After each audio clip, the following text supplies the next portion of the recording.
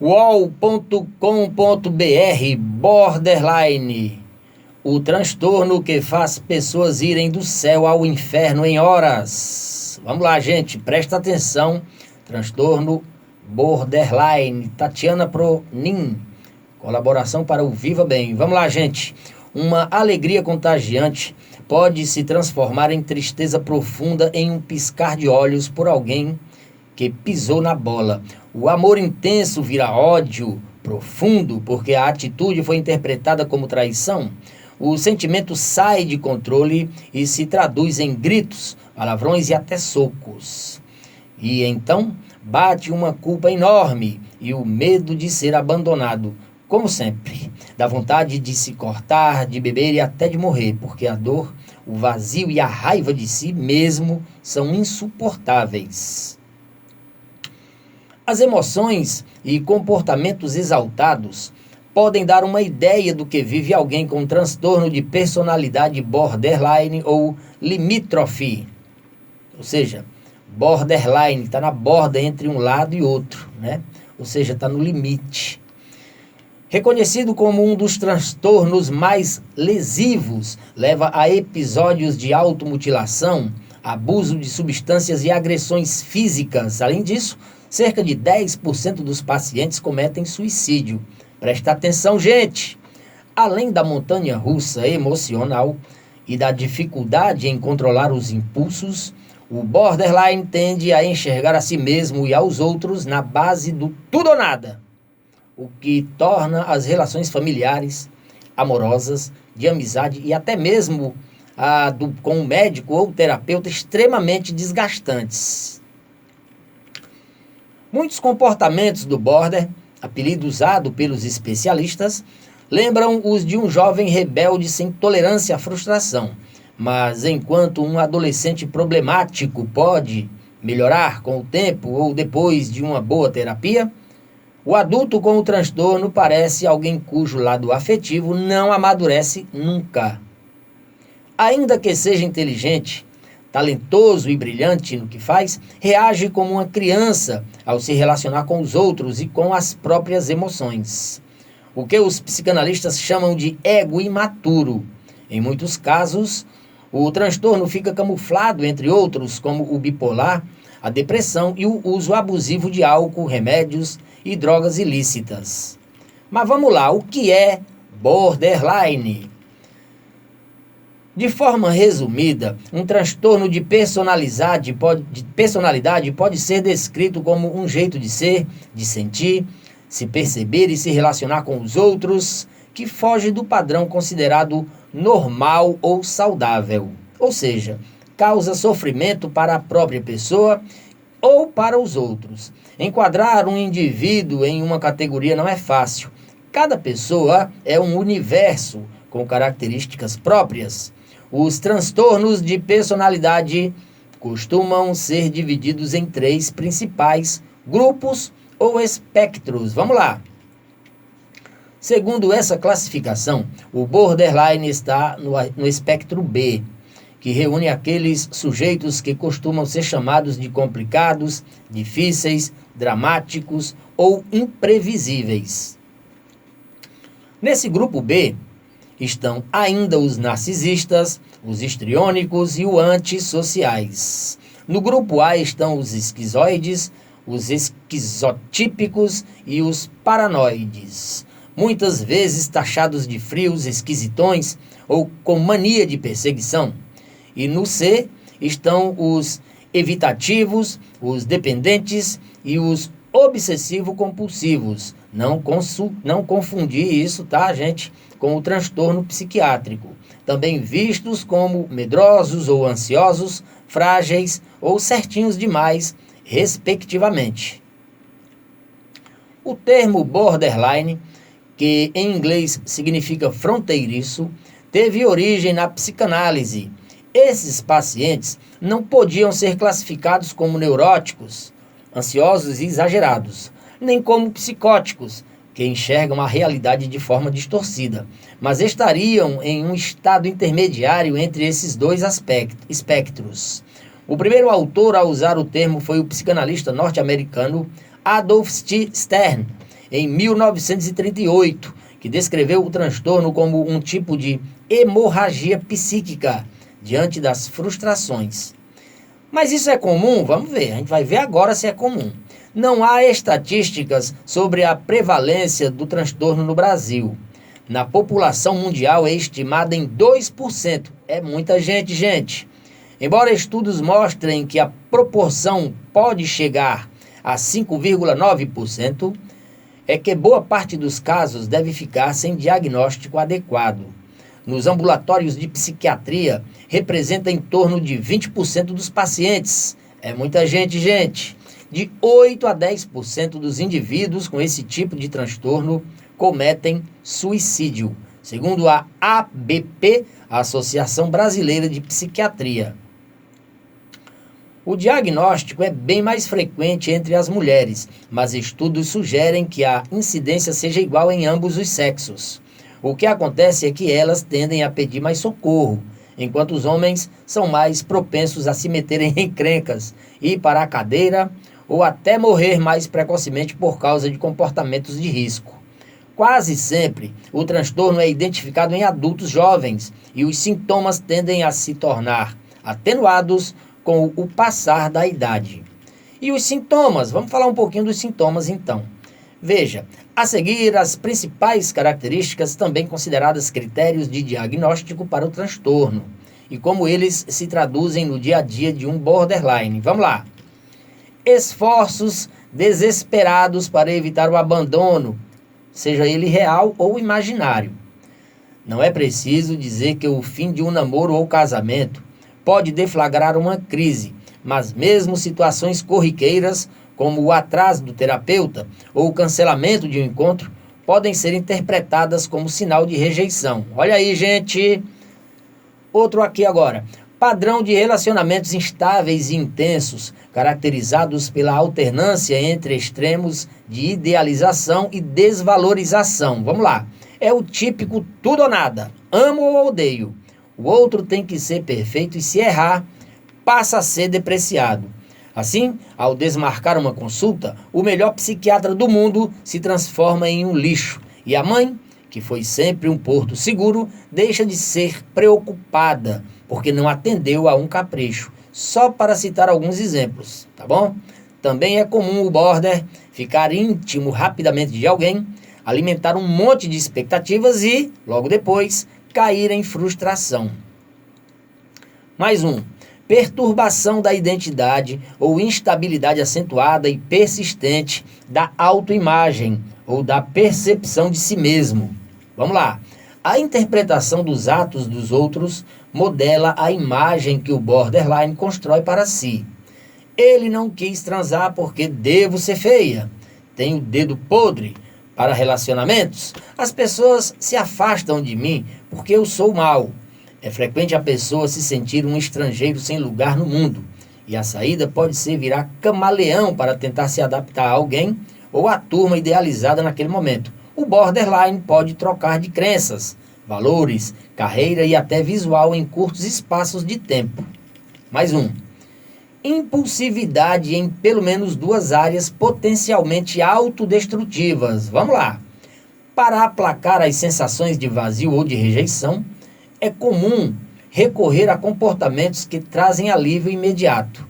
Eles podem se traduzir em compras compulsivas, abuso de álcool, comportamentos sexuais de risco, direção perigosa, compulsão alimentar ou dietas restritivas demais. Os próprios relacionamentos ou a sensação de ser amado e aceito que eles proporcionam podem ser um vício. Aliás, mais um. Recorrência de comportamento, gestos ou ameaças suicidas ou de comportamento automutilante. Presta atenção, gente. Uma maneira de extravasar esse turbilhão emocional é se machucar, cortar, furar, queimar o próprio corpo. Ameaças de suicídio são frequentes e podem até ser feitas da boca para fora, mas o sofrimento às vezes é tanto que a ideia de acabar com a própria vida é concretizada com o objetivo de parar de sentir. Presta atenção, gente. Ao contrário das pessoas que planejam a própria morte e até deixam um bilhete, é mais provável que no borderline a decisão seja tomada de impulso. Mais um. Instabilidade afetiva devido a uma acentuada reatividade do humor. Olha só, gente. Em português claro, o borderline é como uma montanha russa. E a pessoa pode ir do céu ao inferno em algumas horas. Momentos de prazer e alegria podem dar lugar a sintomas depressivos ou ansiosos no mesmo dia. E a paixão intensa pode virar indiferença ou desprezo em uma semana. Mais um. Sentimentos crônicos de vazio. É comum estar sempre em busca de algo diferente, para fazer na tentativa de aliviar o tédio, e isso pode ser perigoso. O vazio existencial também pode ser manifestado como desinteresse ou falta de propósito, e não é comum a pessoa largar cursos, empregos e relacionamentos. Mais um. Raiva intensa e inapropriada ou dificuldade em controlá-la. A pessoa se irrita com muita facilidade, com reações desproporcionais ao estímulo. Por isso, é bem comum se envolver em agressões físicas com o parceiro amoroso, com a mãe, com o filho ou até com um desconhecido.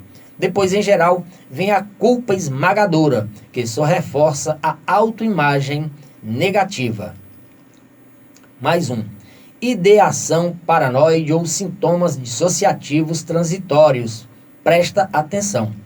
Em situações de estresse intenso, pode acontecer de a pessoa achar que é alvo de conspirações, aí é paranoia, ou então sair de si, perdendo contato com a realidade, distúrbio dissociativo.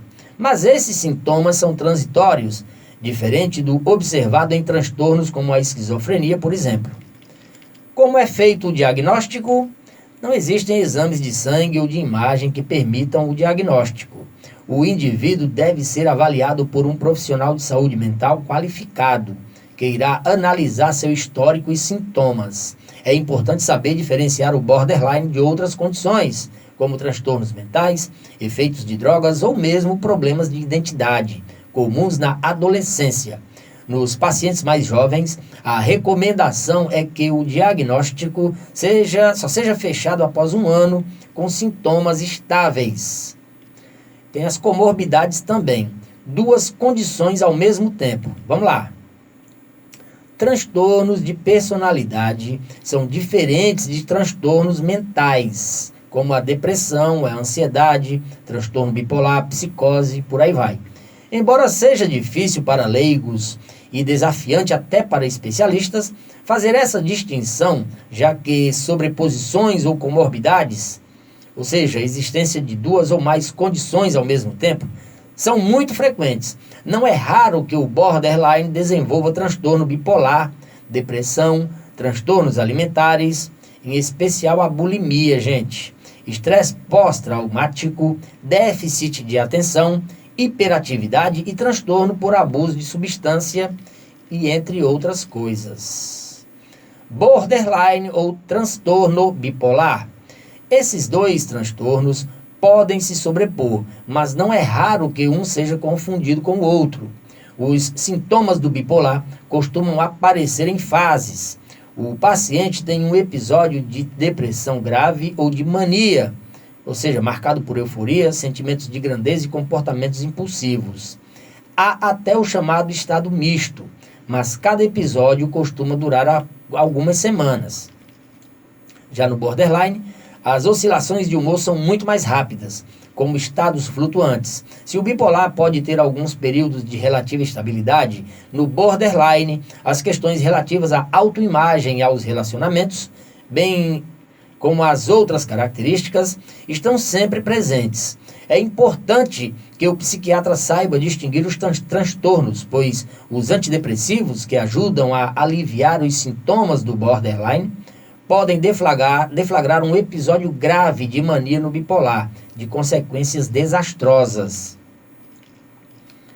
Causas do borderline. Presta atenção, gente, muito importante. Assim como ocorre com outros transtornos de personalidade, não existe uma causa única para o borderline. Os especialistas falam mais em fatores de risco, ou seja, condições que aumentam a vulnerabilidade, mas nem sempre são determinantes para o surgimento do quadro. São eles, vamos lá. Familiar. O transtorno é cerca de 5 vezes mais comum em parentes biológicos de primeiro grau de pessoas que sofrem com o transtorno. Também existe um risco familiar conhecido para abuso de substâncias e outras doenças mentais. Fisiológico. Certas alterações cerebrais estão associadas a falhas no controle dos impulsos e alterações de humor. Ambiental. Abuso físico ou sexual, negligência, conflitos e morte prematura de parentes próximos são comuns quando se analisa a infância de indivíduos com transtornos de personalidade. O uso de substâncias pode exacerbar os sintomas em quem já tem traços fora da média. Lesões cerebrais também podem aumentar a predisposição.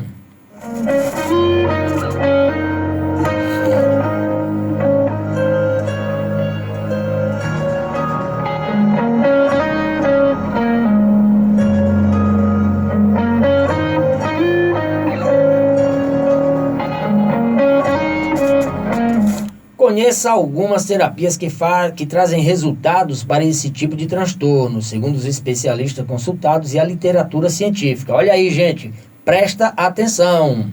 Terapia focada em transferência.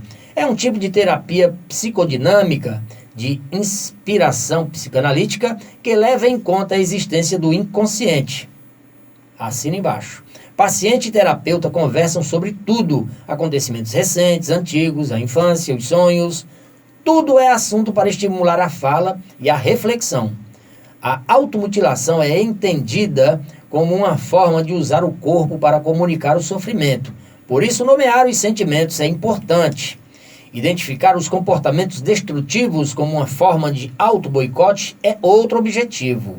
O ideal é que as sessões ocorram 2 ou 3 vezes por semana.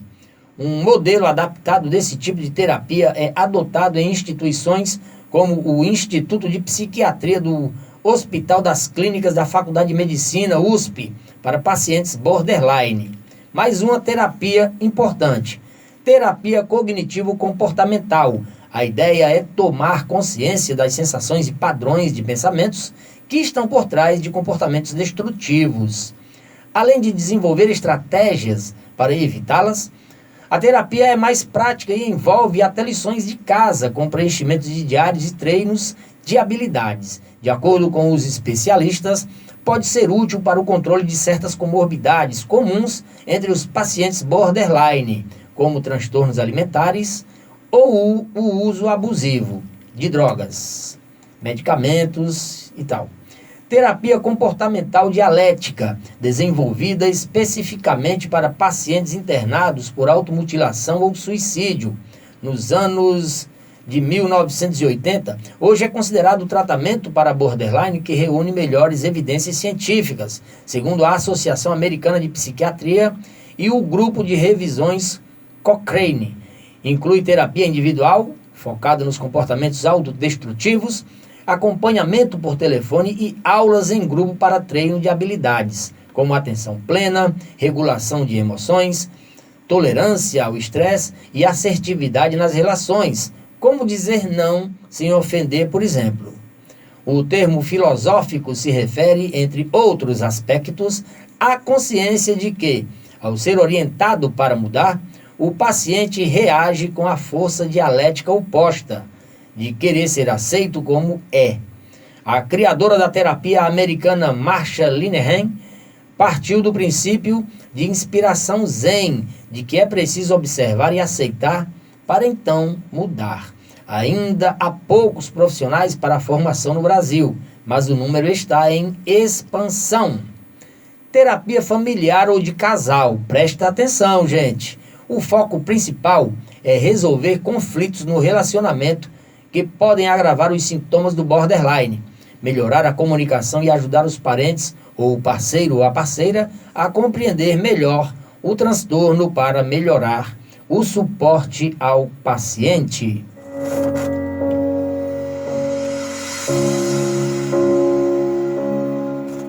Borderline tem cura? Ainda que o tratamento faça a diferença, não dá para dizer que o transtorno borderline vai desaparecer da vida do paciente, como uma infecção resistente que finalmente é controlada com o antibiótico certo. Se isso acontecer, é provável que o indivíduo não era borderline. Os especialistas, então, não tem cura. Os especialistas preferem falar em pequenas curas que se somam. As relações ficam mais estáveis, a tolerância, a frustração aumenta, a capacidade de reflexão se expande e controlar certos impulsos torna-se possível. A vida fica produtiva e satisfatória.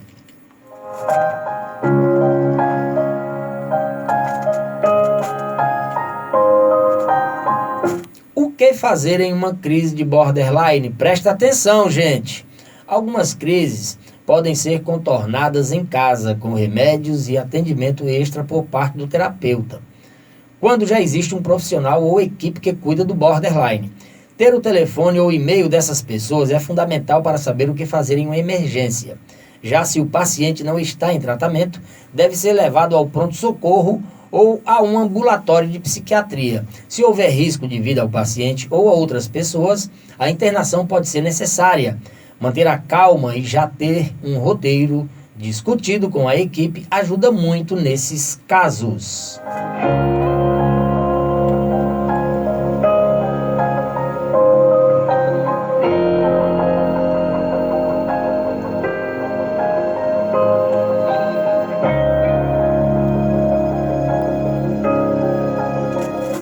UOL.com.br. Você acompanhou Borderline, o transtorno que faz pessoas irem do céu ao inferno em horas. Programa Radioterapia já de volta. Abraço grande, beijo no coração de todos.